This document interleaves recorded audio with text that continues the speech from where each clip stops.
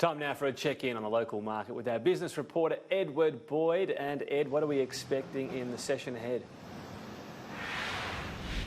Look, Aussie shares have opened higher again today. It's their fifth day in a row of trading where they've opened higher.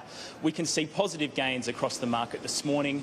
And the gains really began last week ahead of US signing phase one of its trade deal with China. That happened on Wednesday night last week. And on Thursday morning, the Australian share market went through the 7,000 point barrier for the first time.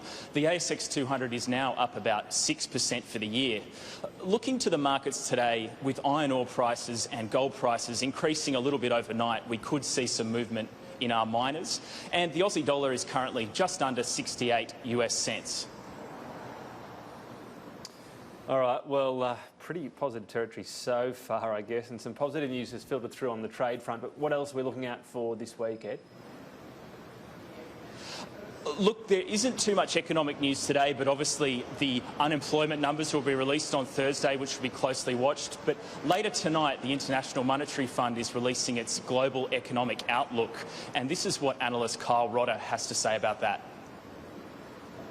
Like the market itself, the IMF sees a little bit of a pickup, an improvement to previous forecasts for economic growth in the year ahead, largely by virtue of some of the lower geopolitical issues that we've seen come about over the last, say, 3 to 6 months. So reduced US-China trade tensions, obviously the issues around Brexit.